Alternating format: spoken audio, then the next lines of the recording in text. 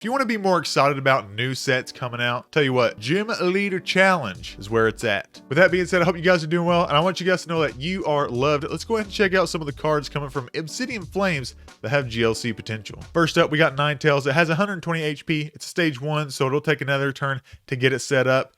But we have Will-O-Wisp for 1 fire energy, hits for 20 damage. Then we have the Ninetale Dance attack for 2 fire energies. Put 9 damage counters on one of your opponent's Pokemon. During your next turn, this Pokemon can attack.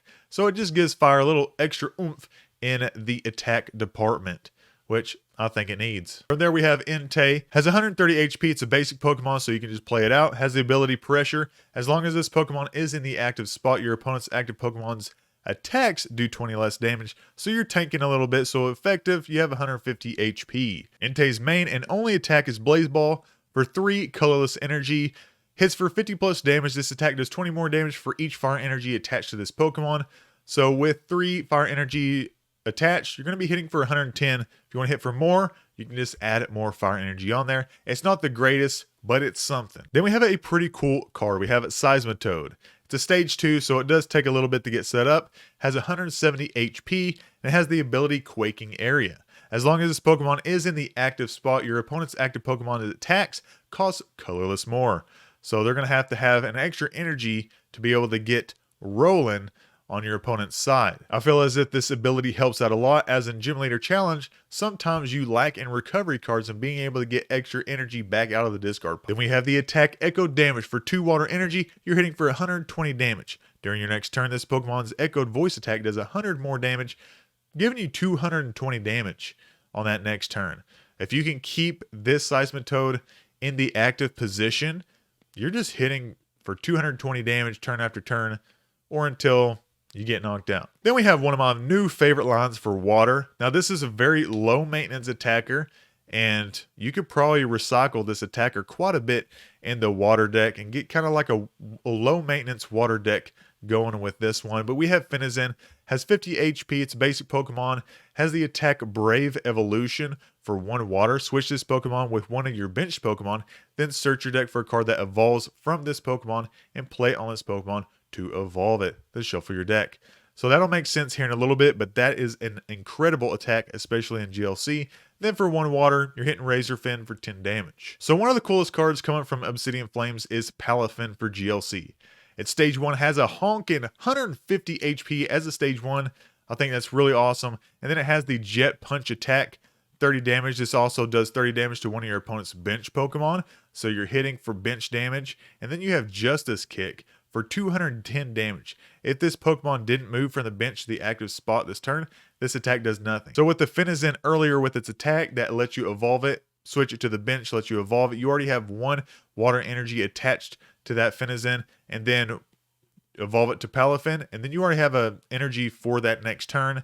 Just have a bunch of switches to be able to get into that active position again, and you're hitting for 210 damage very quickly. Then we have Electros. It has 160 HP. It's a stage 2, so it again takes a little bit to get going. We have the attack Suction Shock for 1 lightning. Switch in one of your opponent's bench Pokemon to the active spot. This attack does 6 damage to the new active Pokemon. Then flip a coin. If heads, that Pokemon is paralyzed.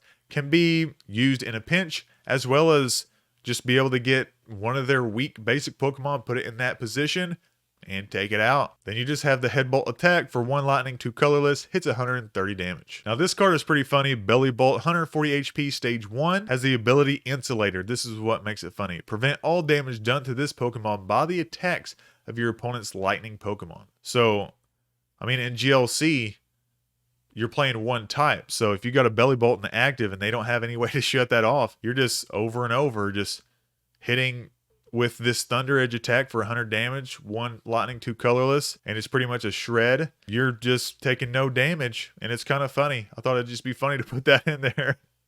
Then we got Cleffa, making an ode to the Eek Cleffa from back in the day. Has 30 HP, and it has the Gasping Draw attack for free.